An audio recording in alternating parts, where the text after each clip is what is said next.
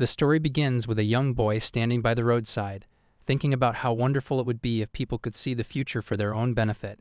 Suddenly, he sees a girl getting hit by a car. But when he comes back to his senses, he is shocked to find that the girl is still safe.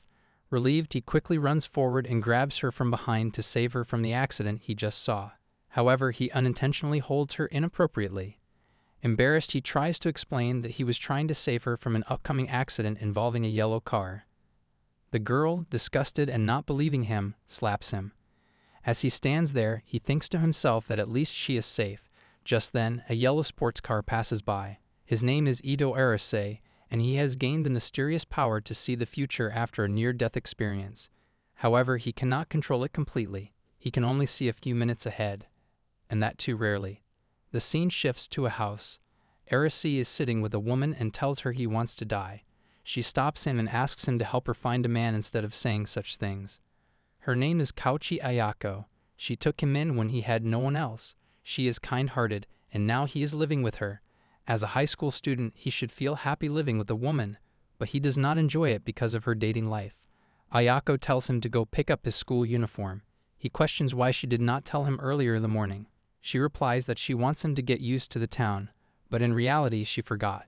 He does not want to go out because of the slap incident, but he goes anyway. While walking, he thinks about his daydreams, which show him a few minutes into the future. Most of them show unpleasant things. He helps people not for their sake, but to avoid regret. He wishes for a peaceful, uneventful school life. While crossing a bridge, he again sees the future. He sees two kids running. One has a toy in his hand and bumps into Arase, causing the toy to fall into the water. The child then blames Arase. When he returns to reality, he smirks and moves aside to avoid the situation. However, the toy still falls into the water. The kids start shouting. A girl nearby assures them that she will get the toy for them. As she is about to jump into the water, our lad asks her what she is doing. She replies that she is going to get the toy and jumps in. He assumes she is a good swimmer, but after a while she starts shouting for help. Arase removes his jacket and jumps in to save her. After saving her, both of them are out of breath. One of the kids asks if they are okay. The girl answers with energy and returns the toy to the kid. The kids wave and leave. She turns to Arase and thanks him for saving her. He tells her not to worry, then looks at her and says clothes. Because her clothes are fully wet, she quickly turns around, embarrassed, and says she does not usually wear such flashy clothes. She becomes anxious and accuses him of planning everything with the kids to see her body. He denies it and offers his jacket to cover her. Before the situation worsens, he runs away. The girl becomes confused, realizing he helped her despite her doubts. She thinks he reminds her of her brother and hopes to meet him again. When he returns home, Ayako-san asks him why he is fully wet just from picking up his uniform. He replies that he wants to know the reason too.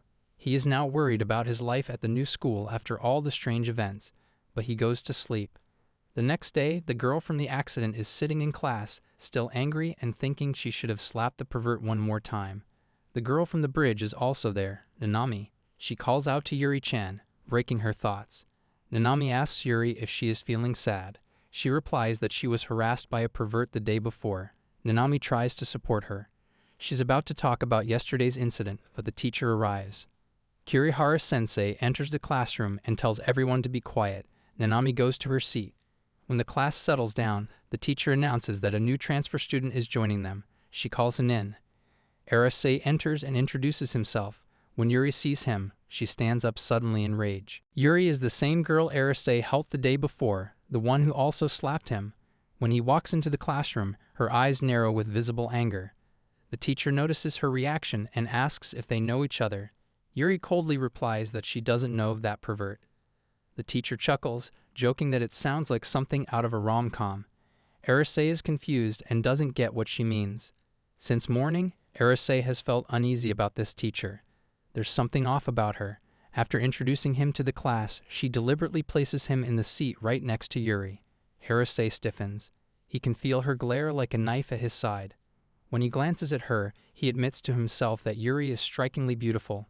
On any other day, he'd be thrilled to sit next to someone like her. But definitely not like this. He finally speaks up and asks her to stop staring so intensely. Yuri snaps back, furious that he has the audacity to talk like that after molesting her. Arase tries to explain that it's a misunderstanding, that he was trying to help her avoid an accident. But she's not listening. He considers telling her about his ability to see the future, but he knows she won't believe him, so he gives up. It stings to be hated on the first day of his transfer, but he's used to being alone. Later, the boy in front of him turns and teases him about the deadly glare he's receiving. He introduces himself as Sasoka Soshike and asks what Arase did to earn Asadri's wrath. Arase asks if Yuri is well known.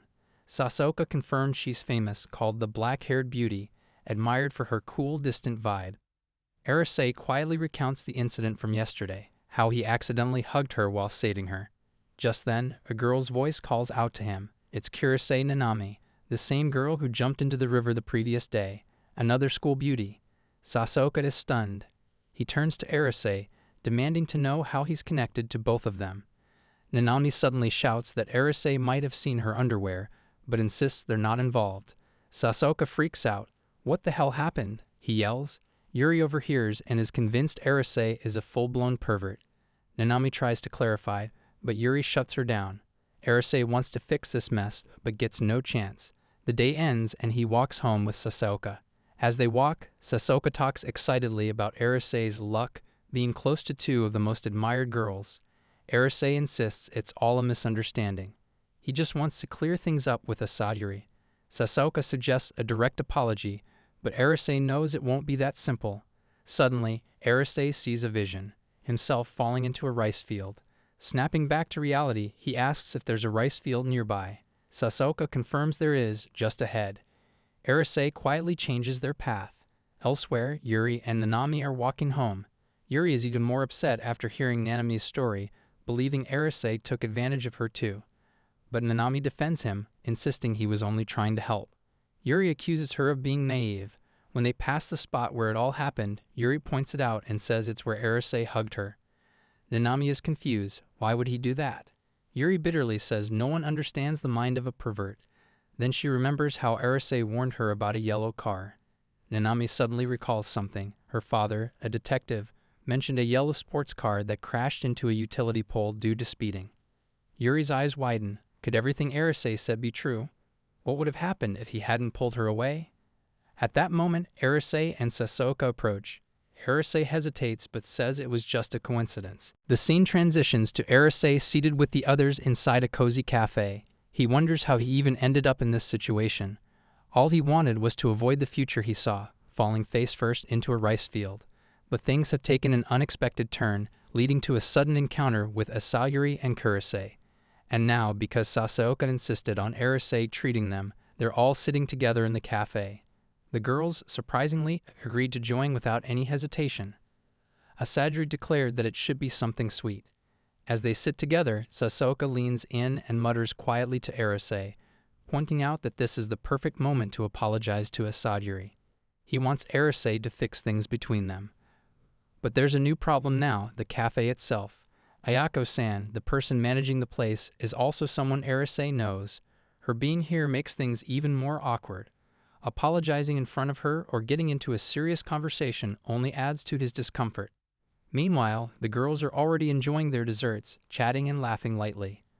On the other hand, Arase is lost in his thoughts, trying to figure out what he should say to Asaduri. Every time he opens his mouth, she has a comeback ready. If their relationship stays like this, school life is only going to get harder for him. He doesn't want things to turn unpleasant, and Ayako-san's watching him from behind the counter only makes the air feel heavier. After taking a deep breath and gathering some courage, Arase finally speaks up. Without warning, he bows his head in front of Asaduri and apologizes for what happened yesterday.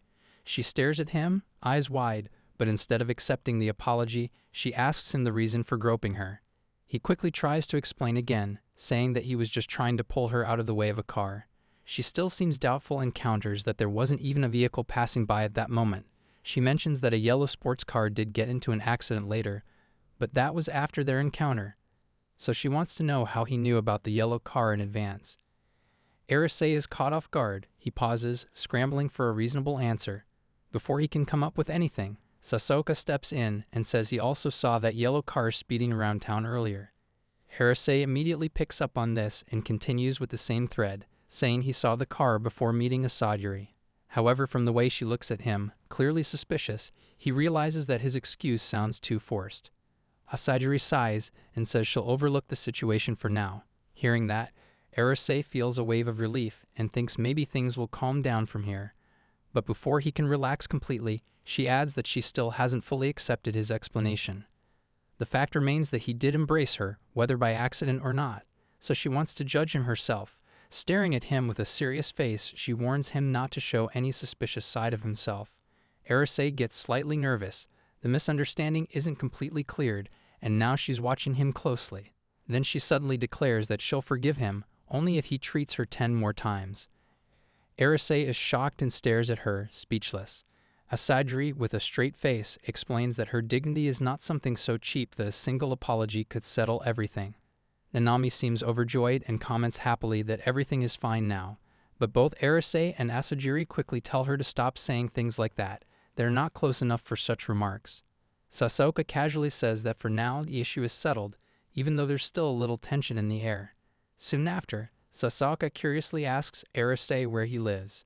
He points out that his house is actually right here. After some time, they all step out of the cafe. While stretching her back, Nanami says it's time to head home.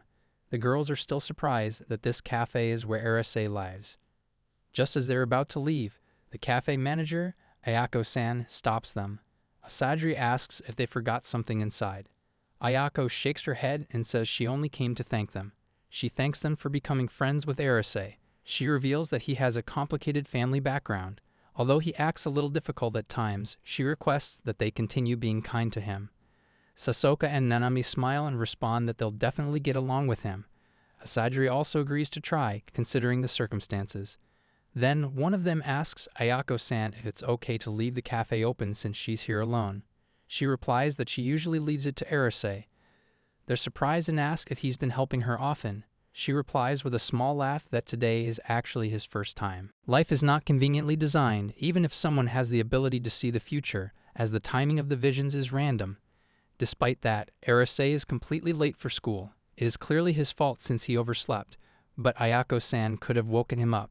However, she chooses not to because it is not part of her principles to disturb people who are still sleeping. Because of this, Arase sees no real reason to rush to school now. While walking on his way, Arase experiences another future vision. In this vision, he sees 2 awkward and pushy boys bothering a girl in front of him. They are forcing her to hang out with them, but she clearly refuses. When Arase stares at the scene, they notice him and scold him to mind his own business. Then they start pulling the girl forcefully. As he returns to the present moment, he sighs, thinking it is another troublesome vision.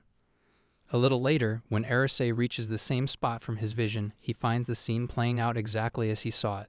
The boys are teasing the girl. Arase hesitates and wonders if he should step in. He even considers ignoring it completely since he feels it has nothing to do with him. But after a short pause, he suddenly calls out to the girl from behind. He blurts out that they are going on a date today. Even in his own mind, he doesn't understand why he uses the word date. If he really wanted to help, there are better ways to approach the situation. The 2 boys turn and ask if he is her boyfriend.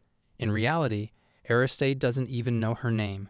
However, the girl plays along and surprises him by saying that he is late, and because of that, she is being harassed by these 2 annoying boys.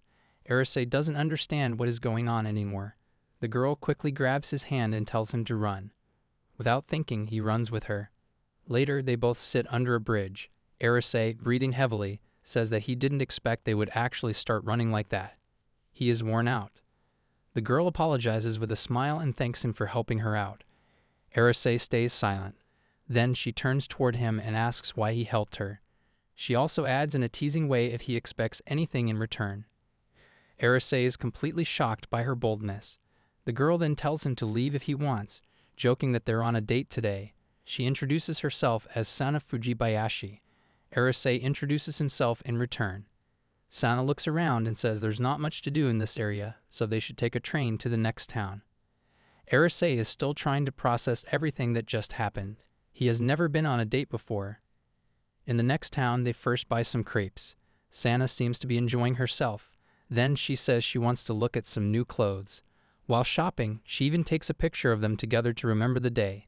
Sana is clearly happy, smiling and laughing, but Arase just feels more and more drained. After shopping, Arase looks at all the bags and asks how she plans to carry them. She casually replies that he doesn't need to worry because she will just call a taxi. Then she remembers there is a taxi stand nearby, so it would be faster to go there. Arase notices how she spends money easily without thinking much. He starts to guess that she might come from a wealthy background. As they walk, she suddenly asks what grade he is in. He replies that he is in the second year. She seems surprised and says they are the same age. She adds that she didn't recognize him before and thought he might be a new student. Arase explains that he just transferred last week. Sana quickly realizes that he must be the boy everyone has been talking about. Arase tries to ask her what the rumors are, but she avoids the topic and says she will explain another time. Just then, a taxi arrives. Before getting in, she tells him not to hesitate to speak with her if he sees her at school. As she opens the door, she leans closer and whispers in his ear that if he asks her, she would help him graduate from being a virgin. Then she laughs and gets in the taxi. Arase is left standing there, completely stunned. He thinks to himself that he will never speak to her again. He's confused and wonders if she's just used to acting like this. It has been a heady and exhausting day. Meanwhile, after leaving the taxi, Senna looks at the photo they took together. She smiles, thinking he is someone who is fun to tease. She laughs again, remembering the whole situation, but also feels that Arase is a good guy. She quietly wonders if they will meet again at school. The next day at school, Sasooka approaches Arase and asks why he skipped school yesterday. He teases him, telling him not to say he was with a girl. Arase becomes visibly startled, as he indeed spent the day with a girl. However, he does not want to reveal the truth and invites unnecessary attention or complications. He replies that he was just sleeping at home the whole day. As they walk together, Sasooka continues the conversation, but a sudden interruption occurs when a girl bumps into Arase. His eyes widen in surprise when he recognizes the girl. It is Sana Fujibayashi. After making eye contact with him, she quickly runs away. Sasooka expresses his amazement, noting that Arase somehow managed to make Fujibayashi run away. Arase asks if she is someone well known. Sasooka tells him that she is surrounded by all kinds of rumors, such as having a dangerous delinquent boyfriend from Higashi High. Upon hearing that name, Arase realizes that Higashi High is the place where, just yesterday, some boys tried to hit on Fujibayashi. He becomes thoughtful and reflects that she did not appear to be the kind of girl who would have a delinquent boyfriend. He asks Sasooka whether that rumor is even true. Sasooka replies that it is what everyone says. They continue talking while heading to their classroom. After reaching his seat, Asadri questions Arase about his absence the previous day. He tells her that he was not feeling well and needed rest. However, he begins to notice a different kind of attention directed toward him today.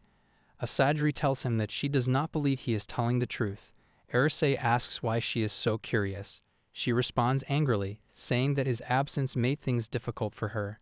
When he inquires what she means, she explains that she is talking about their committee work. She had to handle all the health committee duties alone yesterday. Arase expresses confusion and says that he never agreed to be part of any committee. Asadri explains that she is the health committee representative for the girls, but the decision for a boy representative always takes too long, so the teacher made the decision for both of them. Since he was absent, all the tasks fell on her. She demands that Arase do all the committee work alone today.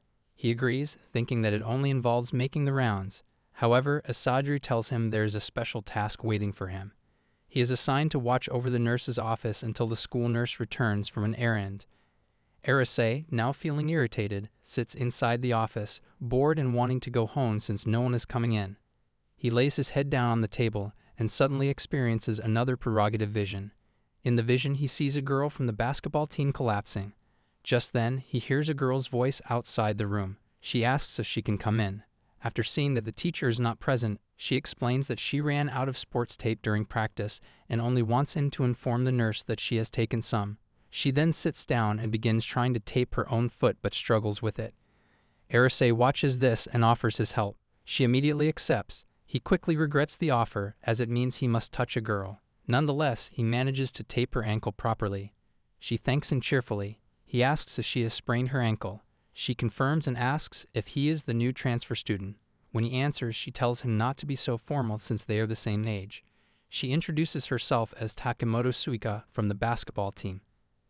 Arase also introduces himself. She then thanks him again and returns to her practice. Time passes, and Arase begins feeling bored once more. He thinks about the vision of the collapsing girl and suspects that it might have been Takamoto. He feels a sense of urgency to stop the event before it happens. While he is deep in thought, the teacher returns. Arase quickly leaves the office and heads toward the basketball hall. Upon arrival, he fears he might already be too late, but when he sees the team, he notices that Takamoto appears fine. He observes that her injury is on the left leg, whereas the vision showed the injury on the right leg. He begins to think that the girl in the vision might not be Takamoto after all. Just as he is about to leave, someone shouts, asking if Takamoto is okay, as she indeed gets injured. Arase immediately realizes that the girl in his vision is indeed Takamoto Suika. He regrets not stopping her earlier. He approaches her quickly and asks if she is okay. Observing her condition, he thinks that she appears better than she seemed in the vision. He asks her if she took a hard fall. She responds that she lost her balance. He inquires about her foot. She tells him that she is fine, although her right ankle feels uncomfortable. The other girls around them are watching and listening. A girl with a ponytail speaks up and says that Suka needs to go to the infirmary. She points at Arase and asks if he can take her there and carry her on his back. Arase is surprised and questions why he should be the one to do that. She explains that there are only girls present, and since he rushed there out of concern for Suika, and because he is a member of the health committee, he should do his duty. Arase begins walking toward the infirmary with Suika on his back. He reflects on how he always ends up in troublesome situations. On the way, Suika tells him that she can walk on her own. He refuses, saying that forcing herself to walk could worsen her injury. Suika apologizes for the situation. Arase, in turn, apologizes for barging into another club's activity. She tells him that he has done nothing wrong. She adds that she is the one making him carry her. She begins to express more personal thoughts, saying that she is not feminine and that even the boys in her class treat her like a boy. She clarifies that she does not necessarily dislike it, but she is simply thinking of herself as a girl. She then asks him why he was at the sports hall. Arase panics, unsure of what to say. He casually answers that he was just worried about her foot. Suika questions how he managed to rush over as if he already knew something was going to happen. He denies that. She curiously asks him if he can see the future. He does not respond, slightly panicked, but she brushes it off herself, saying that such a thing cannot be possible. They finally reach the infirmary. Suika tells him she can go in on her own. As he turns to leave, she calls his name and thanks him with a sincere smile.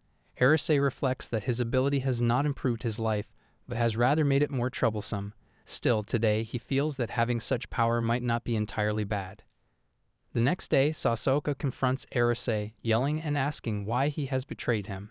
He anxiously asks if Arase has a girlfriend. Arase firmly denies it. Sasooka expresses disbelief, saying that his sources witnessed Arase carrying a girl from the basketball team like a princess. Arase denies that as well. He wonders how the rumors have spread so quickly. Sajiri also questions him in a mocking tone, saying that he got a girlfriend faster than the perverts. She then shifts the topic and asks about his work as a committee member. Arase replies that he properly watched over the infirmary the day before. She asks about the checking of hygiene products. He admits that he forgot about that and apologizes. He asks if that is why she is in a bad mood. She replies that anyone would be upset if their partner failed to do their part and was seen flirting with a girl. Arase tries to explain, but she interrupts. She tells him that she does not care who he goes out with and instructs him to attend the committee meeting during the lunch break. Arase asks if the meeting is not supposed to be held monthly. She explains that this one is for the upcoming event. Arase then asks Sasooka about the event. Sasooka becomes very excited and before answering tells him to be prepared. The event is mountain climbing. Today is the outdoor school trip, mountain hiking. Sasooka notices Arase's gloomy expression and asks why he looks so unhappy. In return, he questions Sasooka's excessive cheerfulness. The classes are divided into groups, each assigned to head toward designated checkpoints. Arase reflects that, although this is supposed to be a fun trip, his group consists of the usual members, Sasooka, Kurase, and Asajiri. Asajiri scolds the boys for lagging behind, demanding to know why they are so slow. Kurase asks if they are tired and tells them to let her know if they want to rest. But Asajiri insists that the boys are energetic and simply need to pick up their pace. Arase finds hiking strenuous in itself, but dealing with the group dynamics adds a whole new level of difficulty. Suddenly, Kurase points out that a girl ahead appears to have gotten separated from her group. That girl is Sana Fujibayashi, Arase's second issue today. She belongs to a different class. This situation began earlier when his homeroom teacher called him over and inquired about Fujibayashi. Arase answered that he knows her a little. The teacher, implying amusement, comments that she senses a hint of romantic comedy between the two. She explains that Fujibayashi tends to isolate herself from group members and instructs Arase to bring her into their group so they can create memories of youth together. Despite his reluctance, he is forced to agree due to the teacher's inflexible attitude. Now, Fujibayashi is clearly drifting away from her group right in front of them. Arase must decide how to bring her into theirs. Kurase expresses concern about the girl being alone, but Asadri bluntly says to leave her be. Kurase tries to reason with her, but Asadri insists that she is only okay with Nanami. Arase chooses to support Kurase's approach and says that he is also worried about Fujibayashi and wants to include her in their group. This angers Asadri, but Kurase agrees enthusiastically and immediately approaches Fujibayashi. Arase feels relieved to have passed the responsibility to Kurase. He hopes that even if Fujibayashi refuses, they can at least tell the teacher they tried. As he considers this, Fujibayashi looks at him and then walks toward him and utters to take care of her. The plan is successful, but now a new issue arises: her mood. Although she joins the group, she keeps her distance from the other girls. After a while, Fujibayashi complains that her legs have gone numb and mutters that she wouldn't have come if she had known it would be like this. Arase notes to himself that she wouldn't make such a remark unless she is truly uncomfortable. Kurase, attempting to ease the mood, agrees that hiking is tough and kindly offers to chat while walking as a distraction. However, Fujibayashi brusquely tells her to stop, brushing past her. This sparks Asadri's fury. She yells at Fujibayashi, saying she should not behave that way after they allowed her into the group. Fujibayashi retorts that she never asked to be included. Arase senses the atmosphere deteriorating further and steps in, urging everyone to stop. Fujibayashi then asks which side he is on. Arase replies that he is on no one's side. Asadri counters, saying she does not care and warns him that even if he chooses Fujibayashi, he should be careful, as she is a known manipulator of boys who changes them frequently.